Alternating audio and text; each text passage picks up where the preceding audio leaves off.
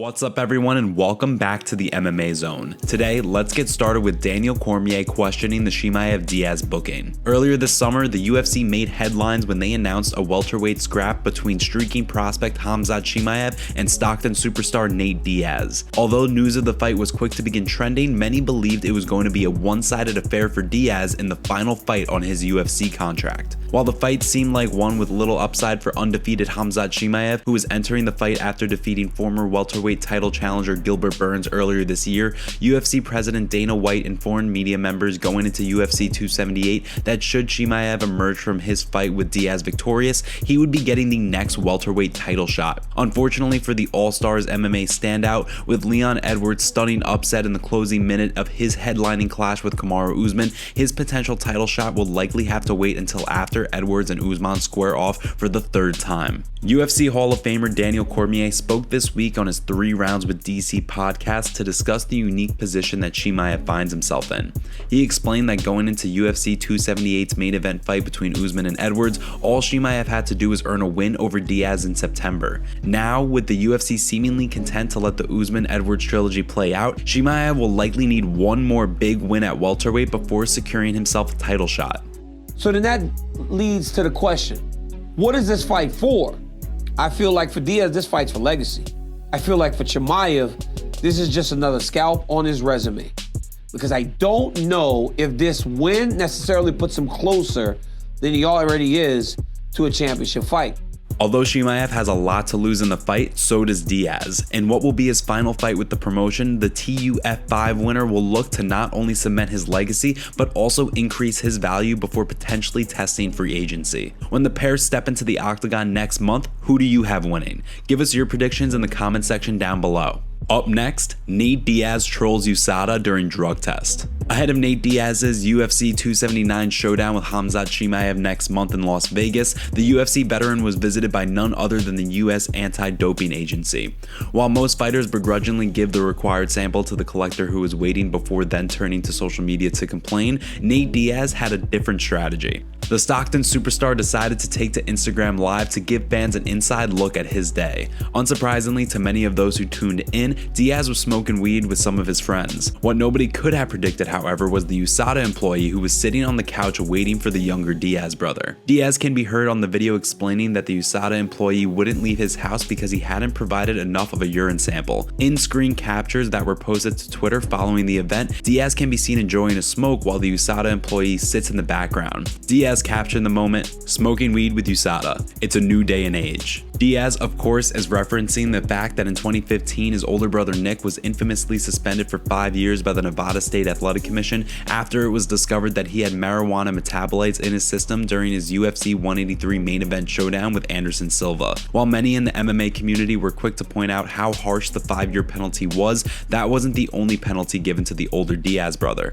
He also found himself unable to corner Nate in several key matchups in the UFC, with the Nevada State Athletic Commission refusing to grant him a corner license until he paid a $100,000 fine. Fortunately, Nick was able to eventually reach an agreement to have the suspension reduced. Given all of that, it truly was a new day and age as Nate enjoyed a smoke while USADA simply just watched on. Leon Edwards makes stunning admission regarding UFC 278 fight. Last weekend in the main event of UFC 278, Leon Edwards did what many before him failed to accomplish. In the final minute of his headlining rematch with the man many believe to be the pound-for-pound kingpin, Edwards landed a flush head kick to secure UFC gold. The moment was one that undoubtedly will go down as one of the best moments of the year, if not of all time.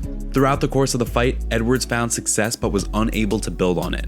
Early on in the fight, he scored a successful takedown and had Usman mounted in a moment that served as the first time Usman had ever been taken down in the UFC. Unfortunately for Edwards, however, he was unable to find success in the second, third, and fourth rounds as Usman looked to be comfortably en route to a unanimous decision win. Going into the 5th round, Edwards' corner delivered a speech for the ages. In a moment that can only be described as cinematic, Edwards' head coach Dave LaBelle did what every great cornerman does. He got his fighter back in the fight. Lavelle, who stated after the fight that he could tell by Rocky's body language that he wasn't doing well, implored Edwards to stop feeling sorry for himself and finish the fight, which Edwards did just minutes later. In the days following the fight, Edwards revealed to Ariel Helwani that leading up to the knockout, he believed he was having the worst performance of his career. Yeah, exactly. That's exactly what I thought, man, because that's not me, that's like one of my worst performance ever in my career, and to have my worst performance in the biggest moment of my life,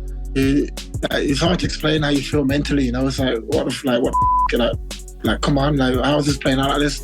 With his successful win over Usman, all signs point to Edwards' first title defense being a rematch with Usman as the pair look to close the book on their storied trilogy. And before we continue, make sure that you give that like button some love and be sure to subscribe to the MMA Zone for all the latest news. Luke Rockhold reflects on his UFC 278 fight of the night with Paulo Costa. This past weekend in the co-main event of UFC 278, former UFC and Strikeforce middleweight champion Luke Rockhold returned to the cage after 3 years to square off against former title challenger Paulo Costa. The fight was a rough one for Rockhold, who had his nose broken early on with a big punch from Costa.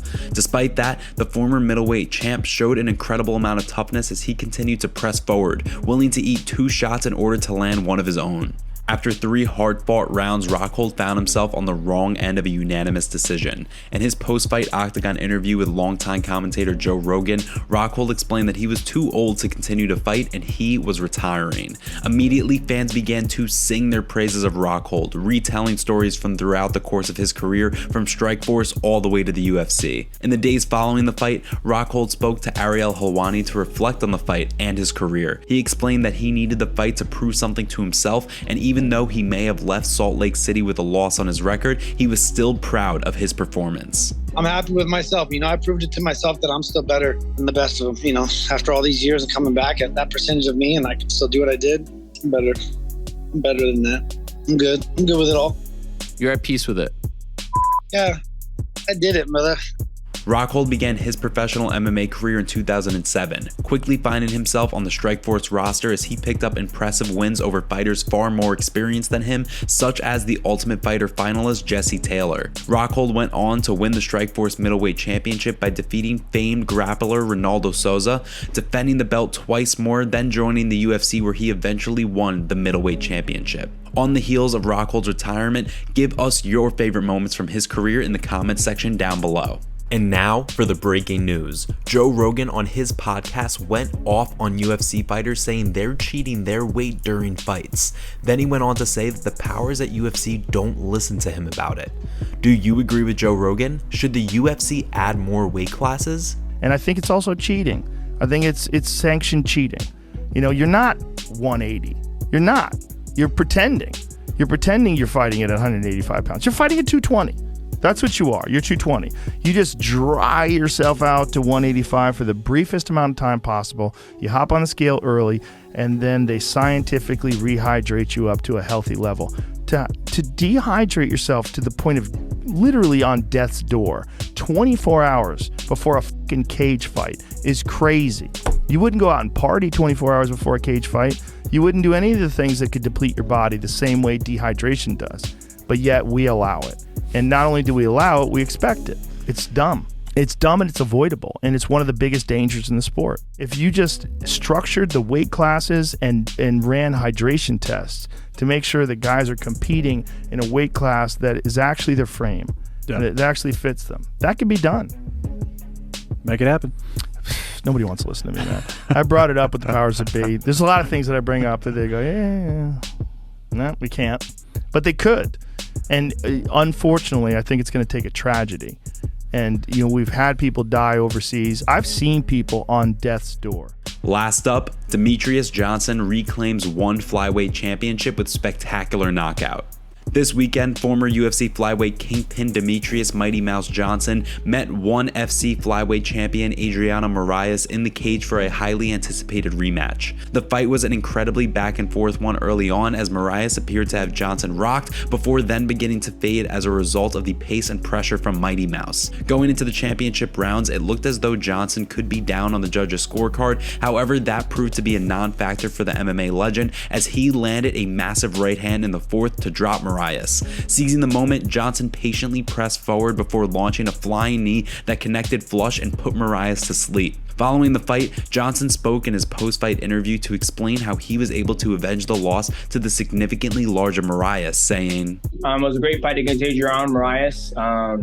I think the first fight we had against each other, he got me, and then when I came home and I watched the fight, I was kind of a little irritated about a couple of things. So, but we got this one, and yeah, nothing but the best for Adriano. And prior to the fight, Johnson notably took a trip to Arizona, where he spent some time training with former rival Henry Cejudo in preparation for his rematch with Marias. With Friday's win, Johnson extends his legendary career to 31 wins and 4 losses, with his only 2 losses this decade coming at the hands of Cejudo in 2018 and Marias last year. With the win over Marias, many have begun to call for Johnson to return to the UFC once more and make a run at the flyweight title. What do you think? Give us your thoughts on where Johnson should go from here in the comment section down below.